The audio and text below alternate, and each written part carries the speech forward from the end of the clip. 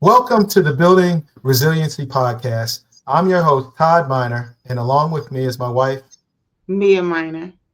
and we just want to welcome you to our podcast. Um, we always go over this. We like to do this, our reason why we're coming together.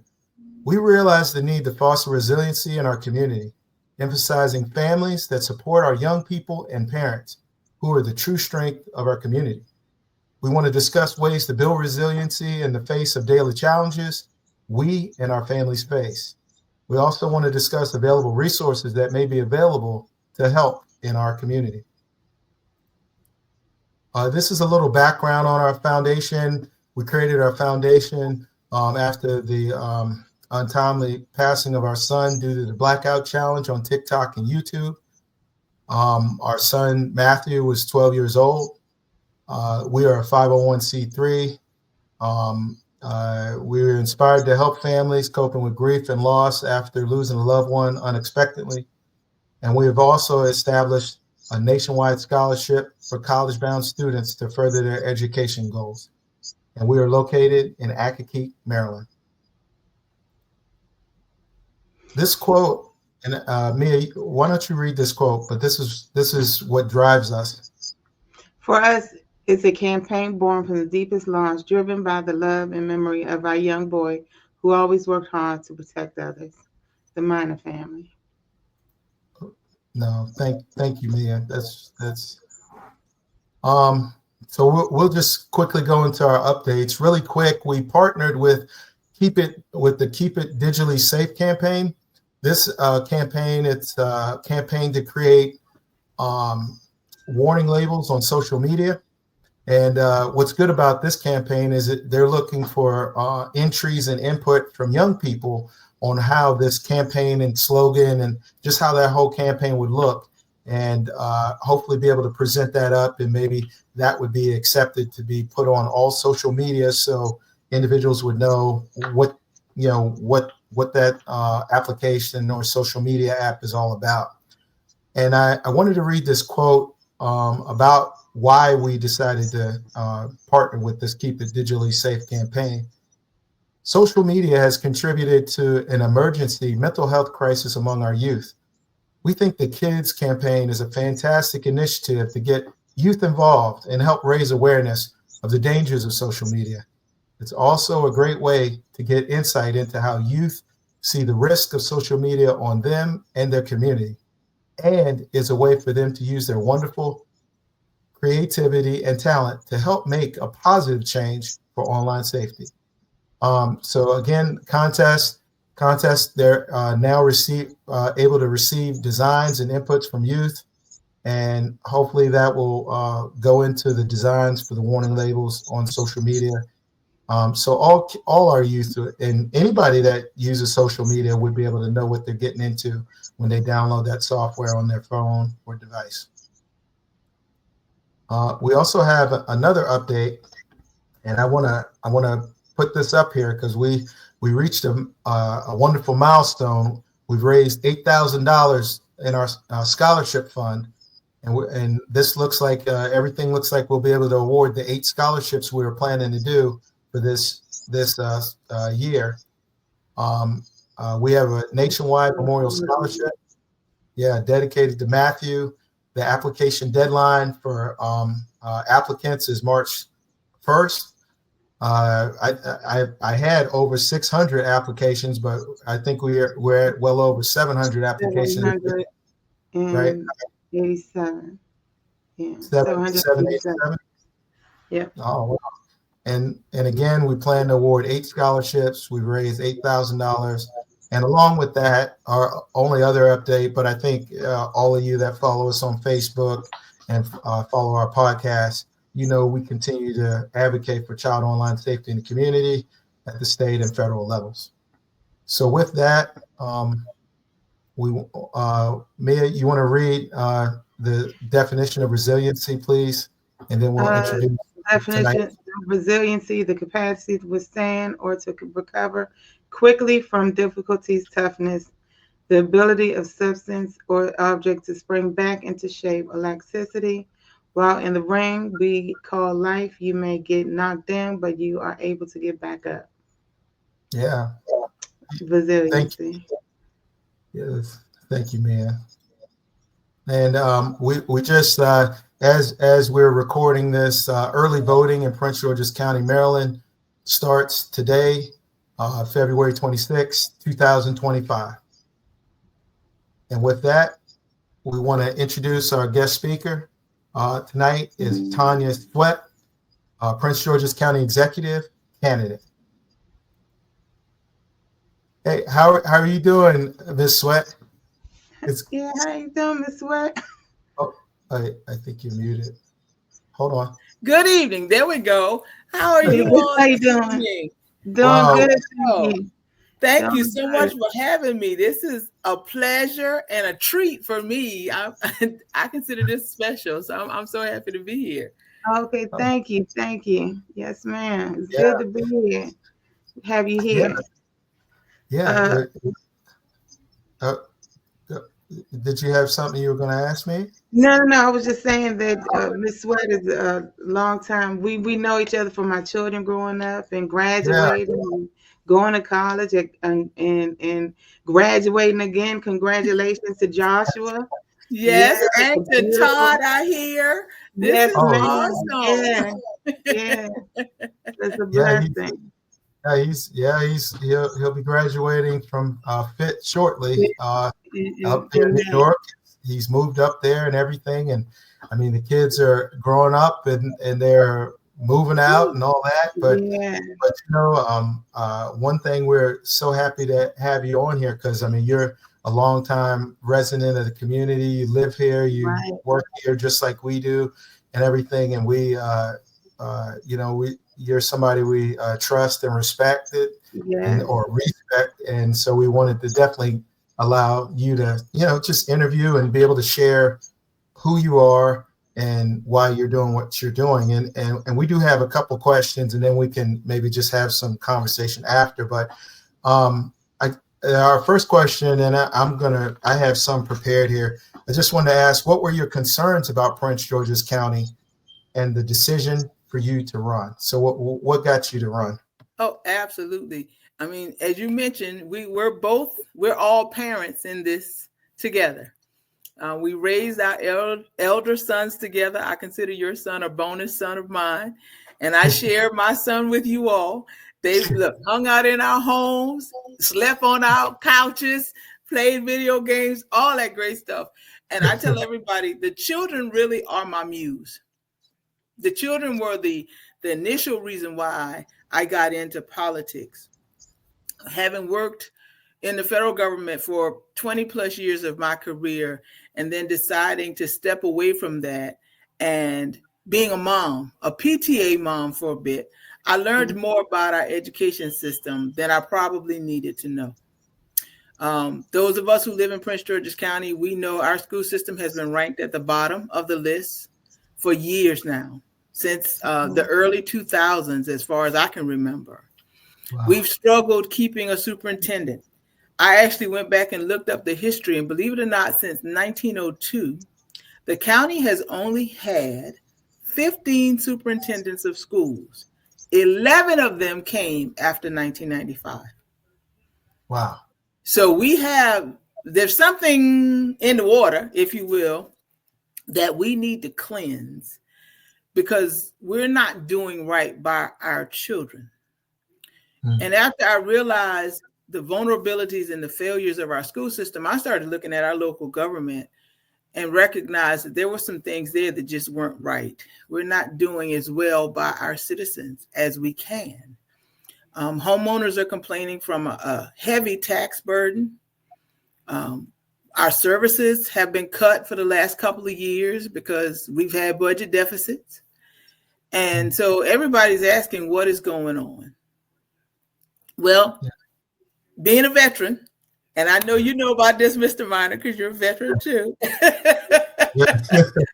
The military did not teach us to sit back and ask who will.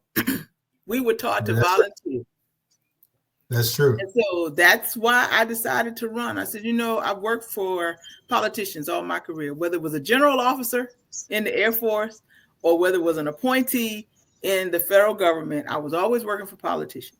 So I know how to do the work.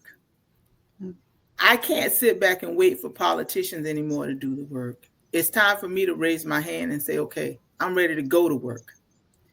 Wow. Let's do this. And that's what I did. That's what I'm doing. It's an interesting time to do it, but I think if we put our heads together, we can come up with some creative ways to save our community, to preserve Prince George's County for the next generation, and to lead this community better than we found it. Yeah, that's really good. Thank you for that. And I think you had the next question, right? Well, and that piggybacks on the education and our youth. What do you think would be the shortfall of the graduation rate, and which is not 100%, but 74.4%? And what are your views on improving the issue? Yes. I'm glad you brought that up. The most recent Maryland State report card shows our graduation rate has dropped in the last several years. Wow. We're now at 74.4%. What that tells me is we have a lot of students who are just dropping out of school. They're not finishing. Wow. And I don't know which is better, dropouts or graduating students with a diploma but without a literacy rate of an 8th grader or without the skills of Algebra 1 math. Because we have a lot of young adults in the county who have a diploma, but they can't master the skills needed to get gainful employment. And basically what you need to at least get a job in the United States right now as an adult is an 8th grade literacy rate, and you have to be able to do Algebra 1 math. And we have young people who can't do that. I've talked to some small business owners who've tried to hire some of our graduates, and they'll tell me the young people don't even know what zip code they live in. Wow, yeah. And that saddens me, breaks my heart. And I'm terrified right now, especially with what is happening in our federal government.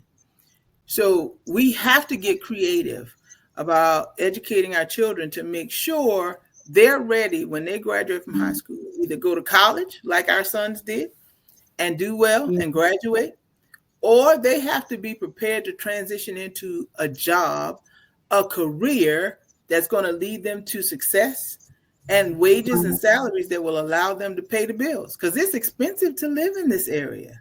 Yeah, that's true. So one of the things that I'm definitely fighting for is the continued implementation of the Blueprint for Maryland's Future. That was passed about 3-4 years ago now, might be a little longer. But Maryland basically promised our children, pre-K 3 through 12th grade, that we would invest about $3 billion through the year 2030 into their education to make sure they had quality teachers, to make sure the curriculum represented and reflected a 21st century world, and to ensure that they could get the best education our money could buy. Just recently, Governor Moore paused the implementation of the blueprint because of the $3 billion deficit the state now faces. Wow. And that upsets me, because every time we get in a pinch for money, it's always the children who lose, because education is the first thing we cut. Yeah. So Prince George's County is going to have to really be creative when it comes to raising revenue, because I would love to see Prince George's County Public Schools continue with the implementation of the blueprint. We need to get our 3-year-olds in preschool early, because many children now, I mean, we started school, we knew our colors, we could sing the ABC song. Yeah. Most of us could count to 20. Right. We have 5-year-olds now who enter kindergarten and they can't do that. Oh, wow. Yes. So the state wanted to get children started at 3 so that they could get just those basic skills, because Head Start isn't there anymore. Right. That's right. Head Start. Yeah. We also wanted to make sure all of our high school students were in either a career technical education program, or they call them CTE programs, Okay. or they were in a college ready program, so that by 2030, we would be certain that all of our children were graduating, Graduating ready ready. to go to work or ready to go to college. If we pause the implementation of the blueprint, that will stop. And right Mm. now in Prince George's County, CTE is voluntary. I never thought it should be voluntary. I've always thought it should be mandatory. Yeah. Okay. So I children have thought, the option. Yeah. wow. Right. We need to be graduating our children with a certification in some type of skill so that they Mhm. can then literally walk out of high school and walk into the workforce Now, and and be ready for that. that's a good deal. CTE is not the same as TAG program. No, ma'am. Tag Okay. is, we still have the gifted and talented program. And in high school, we have students who go through the science and tech educational Okay. programs. We have engineering programs. I can't think of the name. It'll come to me in a minute. But we Okay. have a number of different honors programs, if you will. We still offer Okay. AP classes for students who want to go to college and get that credit in advance. We still have dual enrollment for students who want to go through and get their associate's degree at the same time they're getting their high school diploma. So we Okay. have those programs in place. But if you're not in one of those programs, Project Lead the Way, that's my engineering program. I told you it would come to me Okay. in a minute. Okay. That's good. Yeah, I like that program. Project Lead the Way. And this is So, yeah, if our children are not in one of those programs, they end okay. up getting what we call a general education. So they get a diploma. That's it. That's good. Okay. And it's good to have a diploma, but what Right. can you do with it? And what Right. we found out was the unions, most of the labor unions in the county, we have several, they have an entrance exam. Well, our students can't pass the entrance exam. That's So right. they They do. can't get into apprenticeship programs to become electricians and plumbers and HVAC technicians, construction workers. These are jobs that pay good money. You're talking $50 an hour, Yeah, but absolutely. because they can't pass this entrance exam, they don't get those opportunities. We have to change that. Yes. Wow. That's good. That's a general education that helps all the kids across the board. Absolutely. Beautiful. Absolutely. That's a beautiful And program. so, yeah, with that CTE program in place and mandatory, if you're not getting a science and technology endorsement on your diploma, or you're not getting the honors endorsement or the Project Lead the Way endorsement, you'll graduate with some kind of a certificate, whether it's culinary arts certificate, hotel management, hospitality. We still have cosmetology programs at Crossland High School. Yeah. Gwen Park has an auto mechanics program. Okay. So make it mandatory. We have a fire science program. We have a police training and law enforcement, criminal justice program. So children can go through those programs and get those endorsements on their diplomas, and then take those endorsements and walk into the workforce. And that's what we want. That's what we need to make sure our children are going to be successful. Wow. Yeah. No, that's really good. And you know, I think, like you said, it's and just from my take, in other communities, they don't necessarily take from the schools as much as maybe kind of what we're seeing locally and stuff. And but I think that's because, like, you know, you're a champion for that, and then all of us have to champion, you know, get behind you and champion it as well. Because if you go to other counties, I won't say certain names, but and even maybe out in Virginia and other places, they, as soon as they hear something like that, they're all at Absolutely. Yeah. They're at the city hall and so I think having somebody that's gonna, you know, someone such as yourself, being able to advocate and keep that focus on these things, because that's what we're about too, the focusing on that next generation. Because if we don't take care of that next generation, where are we going to be in society? Is this going to be the last best part of our society? I think not, and I don't think any of us want it that way. So thank you so much for that. And thank you. Oh, go ahead, man. No. Yeah. Yeah, I was just going to ask my next question. It's here. It says, hold on. Let me getting a little feedback. But it says, what is your take on technology such as cell phones, bans in schools, and social media? And how does it affect our younger generation? And how can we help the children in our community, in our county? Right. Well, as a parent, I honestly don't have a problem with the schools banning technology. Yeah. And I say that I tell it, I have to confess, I'm also an attorney, so I understand the responsibility, the legal responsibility that our schools have for our children when we're not around. Okay. Under the law, it says the school is what we call in loco parentis. So what that means is once I put my child on that school bus, or once I drop my baby off in the parking lot and turn them over to the school for the 6.5 hours that they're there, the school is now the parent. The school is responsible for nurturing, caring, and educating my child in my absence. Wow. And so if the school system is saying to me, Mom, your child's using her cell phone too much and it's interfering with her ability to learn, I should have the same problem the school has. And we have our baby daughter is 13. She's a 7th grader at Accokeek Academy right now. And yeah, she has her cell phone, but she knows Mommy and Daddy say you can't be on the phone while you're in school because the school system does not want that. You can have it in your purse. If you're riding the bus home, you can have it on the bus so that when you get off the bus, you can call us and let us know you're safe. But you shouldn't have that phone while you're in the classroom. And yes, I'll be honest. My daughter has called me in the middle of the school day. And the first question out of my mouth is, why are you on your cell phone? And why are you calling me? You're supposed to be learning. Learning. That's right. And we have a big problem with young people with their cell phones. They're either making TikTok videos because TikTok is still here. They own Snapchat. They're on all these social media sites. They're not paying attention to what the teacher is teaching.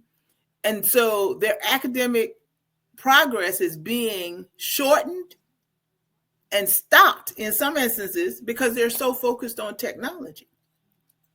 It's here to stay. There's not a whole lot we can do about that. We have opened Pandora's box. We can't close it. But we have to teach our children discipline so that they don't constantly be interrupted and distracted by these cell phones. I mean, even adults now are bad. We tell adults, you can't drive with the phone in your hand. You need hands free. And I can't tell you how many times I look over at a stoplight and somebody looking in their phone. I mean, it's become very unhealthy and unsafe for all of us. So we have to teach our children better lessons. And yes, I'm going to support the school system if they say we're going to ban those cell phones. Wow. Yeah. No, that's hold on, me. I think cell phone. I think we survived. So Yeah. You were saying we survived without this cell phone. We didn't have cell phone. Look, we had a payphone outside school. If something was wrong, teachers would call up my parents. I wasn't the regular phone was just absolutely. And look, when I've gone to Accokeek Academy and at the high school my son went to, Austin High School. Every classroom now has a phone. We didn't even have a phone in our classroom. We had to go to the office. So we had to get a phone. We had to tell the teacher why I needed to call home. They don't even have to do that, all of that. It's right there in the classroom. So why do they need a cell phone? Exactly. Right. Wow. And you know, the other part is, I mean, it's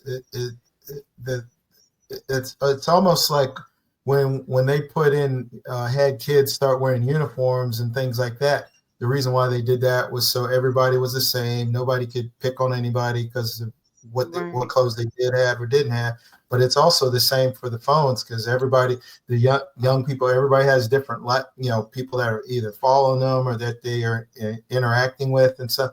And so you get all that stuff out of the way, pull it out only in case of emergency. And if it's an emergency, then it would be known because most of the time if something happens at a school, the parents would have heard, or it would have been on the news, Right. and the parents are already heading to the school anyway. So, and I think the way I see it, I think, with banning it, or at least having time frames or something like that. I mean, I guess there's a couple of different ways of actually implementing it, but I think that focus that you're there to learn is the same as when our kids go to college or they go anywhere else. And just like us, if we go to seminars and other stuff, we have to be focused that we're at work to work, we're at school or training to learn, so we could take and bring that stuff back to help our community. So, but I like that. Thank you for that, for your response on that. And Mia, I think you have another question. Yeah. And how can adults or parents give support to youth while they navigate social media? What's your take and advice on that? Oh yeah, that's another huge issue we have to contend with now in the 21st century. And I'm probably more strict in my house than some other parents. But my husband and I literally monitor everything our 13-year-old does on her phone. Everything. We have an app on our phones, and we can log in and see who she's talking to, who she's texting. We can even read her text messages on our phone. We know where it locates her at all times. We know where she is. And I joke about this because when Joshua left home, went to college, he still had that app on his phone. And he deactivated the locator service because he said, "I'm grown. Y'all don't need to know all that." Yeah, TJ, he said probably TJ was in his own hands. He deactivated his app. No signal, location unknown. Right. You try to find a location, you don't see anything. Right. So I had to let it go with that young adult son of mine who's now 23. With our 13-year-old, we still monitor her very, very closely because social media, again, Pandora is out of the box. We can't stop it. But our children, that's how they communicate. That's how they entertain themselves. I don't quite understand it myself. I may I scroll on Facebook on average 5 minutes a day, and then it's like, enough of this. I can't do it anymore, and I shut it off. Yeah. The children are addicted to it. And they don't understand in their impressionable minds how their attitudes, their thoughts, and opinions are being influenced, and in some instances altered by what they're seeing on social media. And if parents are not engaged, you have no idea who your babies are talking to. And that's a scary situation. Absolutely. And I have to say, my husband is a very protective father. Oh, yeah. And so he ain't having it. And I don't tell people this, but he used to be a special operator, so I have to calm him down. He does. Yeah. Oh my goodness. I remember. Yeah. I remember we had conversations, and I remember. Oh yeah. Look, he was getting ready to call me a couple nights ago. I dropped Terry off at the hair salon to get her hair braided. And it was 9:00 and she wasn't home yet. And he's like, "Okay, where's my daughter?" "She's still at the hair salon. She's safe, I promise." So, I mean, that's kind of, my husband. That's the dad that my children have. And so, we're very engaged. And by the way, we pay for that phone. I'm paying for this. So I want to know what you're doing. You have no privacy as long as our salary is paying for your bills. So we stay on our daughter about what are you watching? Who are you talking to? What app are you using? I wish I had bought stock in Roblox years ago. I'd be a rich woman right now. Me too. You know it. My goodness, my Lord. But absolutely, you have to. We don't hear as much anymore about the perverts who lure kids out of their homes with the phones, but it's still happening. Oh, yeah. I mean, I even monitor the Roblox. because I told my daughter, you don't I didn't even know know you had. I who's didn't on know the they other had side apps. of that Yeah. game. You think you're just playing with somebody your age, and it's not. Right. So that's still a real threat. So we have to stay engaged. We have to monitor what our babies are doing. And the law says until they're 13, technically they're not supposed to have an account on any of these platforms. That's right. Absolutely. Yeah. Right. That's right. And you know, I think that really what you said is why we got started with Yeah. advocating for children and youth Children. on Yeah. when Matthew passed, you know, and you know, before we even go into that, I just wanted to thank you and Mr. Sweat. You know, you guys were always a support Right. to us when Yes. Matthew passed. Yeah. Let me just finish that piece, man. But you were always a support to us and everything, and you know, and even those times where you just, you know, sometimes we just didn't even say anything, and we just kind of just, you know, cried out and that kind of thing. So just wanted to thank you and you and your family for the support that you guys have shown us, and really you know, kind of all the support we received from the community and everything got us started. But then when we talked with a lot of the kids that went to school with Matthew, and we found out how widespread it was, and then like you said, it was like they knew about it, but then it was like, whoa, from a parent perspective, I didn't, you know, every so often you'd hear something happened online, but it wasn't out there. And so that's when we realized, just, you know, just like you know, we took an oath when we were in service to protect our country, our community, and everything. And we just said, hey, we have to do something. So just really applaud everything that you were saying, but I still wanted to make sure I kind of mention that, at least for those that are will watch this and or are watching, to just let them know that that support. I mean, I think that same support you'll be able to take with you, you know, into other offices, other things that you're going to do in the future. So, you know, that care and concern that you have. So thank you and your family for that. Go ahead, Well, Mia. I thank you for mentioning it. And I just it was a piggyback. pleasure. It was a pleasure. Yes, yes, absolutely. You've been a support to our family. Even when our son passed away, it was, you know, devastating. Uh, you know, Yeah, but you know, he it's graduated this year. this And would it's be gonna the year we graduated. Yeah. he's been Wow. graduated. And I tell people, I can't imagine. I cannot. Yeah. I could never imagine the pain of losing your child and the way it happened. Yeah. You know, it's like, what? And I'll never forget that night, as long as I live. And I still, to this day, I think about Matthew Yeah. because he was a bright He light, was bright light. He was very sweet very child, talented. very talented. Yes, he was going places, Yeah. and I always keep him in the back of my mind because knowing, I mean, he looked up to my son Joshua because Joshua was like another big brother for him.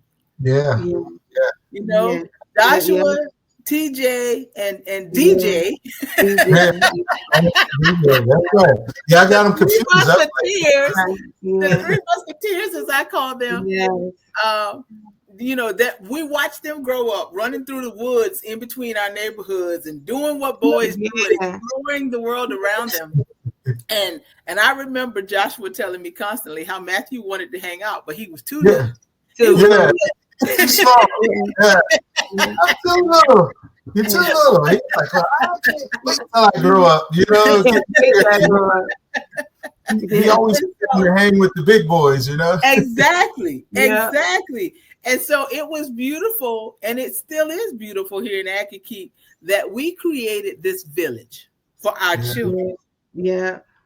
Yeah. And when the devil got Took in the 'em. gate Mm. and Yeah. he snatched one away. You know, that leaves an impression on you that you never It's forget. hard. Yeah, you can't. It just it's Yeah. Yeah, and I think that's one thing. Oh, go ahead, man. I didn't want to talk over you. no.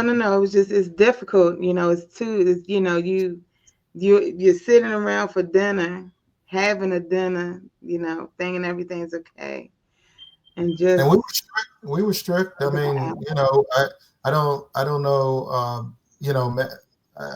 Matthew's grades weren't. He was improving them, and he had brought them up. He worked because we put the responsibility on him to go to the teachers, get the extra credit, figure it out.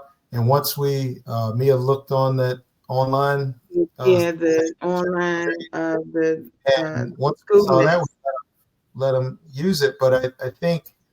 Um, I think as I think about everything, that village that you were talking about, I knew Akakit, kind of this area was a village, but we were able to see it more when Matthew passed. We all the letters and cards and everything we got, and then we started reading it. We heard it at the tribute and everything. Matthew, my big brother, you've helped me. You looked out for me. You made sure I didn't get bullied and everything. And we're like, wait a minute. We knew we taught them right from wrong, and probably like a lot of other parents. I'm a protective dad, so I made sure my kids knew how to defend themselves if need be Mhm. physically. A couple takedown moves and stuff like that, and but they were also watching us and listening to us from just our character, the way we walk, the right from wrong. And it's whether it is right or wrong, whether anybody's looking at you or not, that's your character, what you bring to. And so I think that's a lot of what we share. We have that character, and whether anybody's looking or not, we'll be doing the right things, the best things for our community, our families, and Right. kind of like that.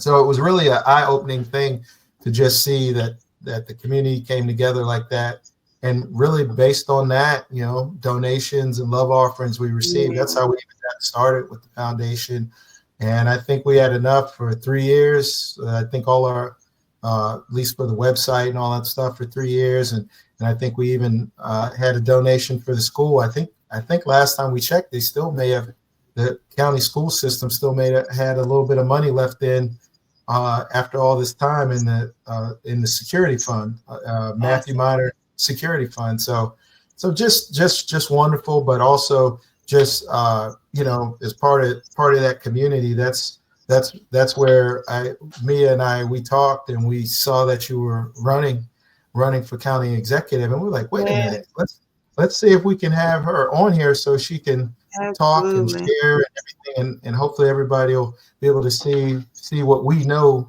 to be true and everything, Well, thank and you. yeah. Yeah, absolutely. Any more And look, questions? and I congratulate you all Oh, Thank because you. I mean, the night I looked up and you all were on the news because you had been to the Capitol Oh, trying to fight to get that bill passed to protect our Kids children Online Safety Act. Yeah. from what I call them internet pariahs.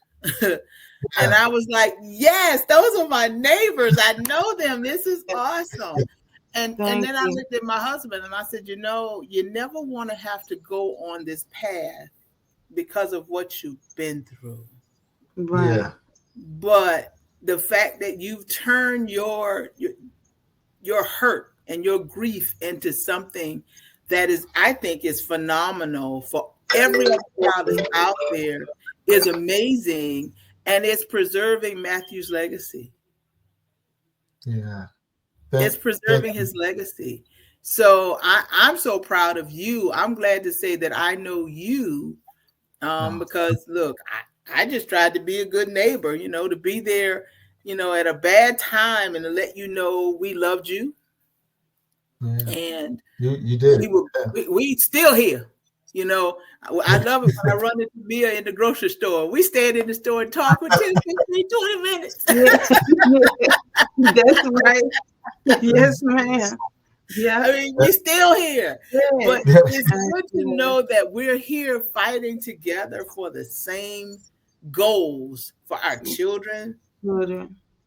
for other people's children. You've adopted now millions of other children Yeah. because you stepped out and said, hey, we need to pass a law to protect our babies. Yeah. Yeah. Yeah. Thank you. And you know, it's one thing, like you said, I think it was you know, I guess you get taken back a little bit when everything was kind of at the height of everything. I mean, we still have some off and on different interviews and things like that, but I think right at that time it was pretty intense. And but I think what's good about kind of what I sense for, you know, or what I know for us is that if you hold on to that upbringing, I was brought up on a farm, country, rural, you know, cut wood, you know, feed the animals, all that good stuff, plow, you know, driving a tractor, all that good stuff. And Mia had a nice, you know, had a solid experience with her grandparents at her Yeah. grandparents' I house. was kicked off every month, Picking every summer. You know, they said, "Well, oh, you're not gonna have a joyous summer. You're gonna be shipped off you going down to that farm to work. and you better pick some string beans. And don't give your grandparents any trouble." Hey, Some of and my Mia, mother, she'll drop us off and she'll zoom off. You see the smoke. she used to see the smoke from the dirt road, you know, because they'd be driving away so fast. Yes. You know, right? You know, no. Zoomed off. So we experienced the summer vacation in Virginia. But you know, I think those things just make it where you're solid. You know who you are, no matter what. All, you know, the interviews, the limelight, and stuff like that keeps you grounded because you know where you came from, and you know who's running everything, who's driving the ship, really. So, but yeah, you know, really appreciate you being on, and just wanted to say thank you, congratulations on running, just taking the step, because I think a lot of times, and people don't realize you have to take that step first, whatever it is you're trying to do, whatever you're aspiring to do. And this is also for the young people, you know, talk about it, lay it out. But the main thing is take that step. And then once you take the step, then God can come into the mix, because if you don't take that step in one direction or the other, God can't help you down that path. You gotta take the step. Absolutely. Look, the word says faith without works is dead. Well, you did. Yeah. True. Well, faith, you gotta just do it. That's it. Yeah. So thank you so much for being a guest. Look, thank you all. Thank you all so much. And I love the fact that you're living what you're talking about. Because I was listening in the green room and you were talking about resiliency. Yes. And you're the picture of resiliency. Oh, thank because you. I mean, just the experience that you had, just 5-6 years ago, could have altered you. But I'm looking at you, and it's a beautiful picture. I know families back home who've lost children, and the families fall apart. And the beauty of it is, I've watched the minors get closer. The bond has gotten stronger. Yes. And that, for me, is a beautiful thing. You want to talk about purpose coming out of your pain. You're walking it, you're living it every single day. And it is, for me, it's an inspiration. You are, I know, look, me always call me Mrs. Sweat. And I say, stop that. Call me Tonya. I'm only a couple years older than you. I ain't that old, girl. But I look up to you all simply because of what you're doing and what I'm watching you do in spite of. Yeah. And so, look, I admire you totally. Thank you, Totally. Tonya. Thank you. Yes, ma'am. So I think early voting starts today, Starting correct? today. Starting today. Look, hence my uniform. Early voting started There you today. go. There you go. Yes. There you go. So when is the final day to vote? Is it when's It's that? next Tuesday. We have a whole week of voting. Early voting is today through Saturday from 10 a.m. to 8 p.m. There are 9 voting centers in the county. So please don't go to your regular voting site because there's probably nobody there. If you live in the south area of the county, Bach Road is our hangout. So yes, Bach Road is open for those of us in South County. So 10 to 8 through Saturday. Sunday is 12 to 6. And then Monday, we go back to the 10 to 8 p.m. schedule. And then Tuesday is 7 a.m. to 8 p.m. And the voting, hopefully, will be reported Tuesday night. We'll know who has won the primary. And because we're in gorgeous Prince George's County, the person who wins the primary will be the presumptive county executive until 2026. We do have a general election scheduled for June the 3rd, but hey, we'll have a Republican on the ticket. But like I said, it's Prince George's County. We know we're a Democratic county, so. Well, we I think what's good about it is that you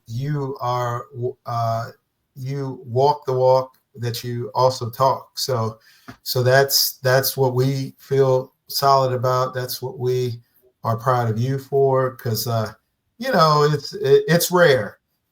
That's all I'll say. It's rare side, but and probably just even at work, I'll just put it at kind of at the work level. You kind of see that too, right? So it's everyone and however many actually do exactly what they say they're going to do. So really appreciate you for that. And Mia, did you have any other questions? Because hold on, I think you muted. So, He didn't mute me. He didn't mute me. No, I was gonna say. Well, I just want to say congratulations. I just piggyback on what Tom said, but just congratulations. I'm speaking into existence. I see you being a winner. Calling. There you go. Yay, Miss Sweat is the winner. So, but look, you cheering. Look, you cheering now, but when I call you and say I need you to serve on a commission, don't act like you don't know me. Well, please call. Be ready. Hey, what do they say? Be ready? No, stay ready. Yes, I'll be ready. Well, thank you so much. Thank you very much. Thank you both so much. And look, God bless you.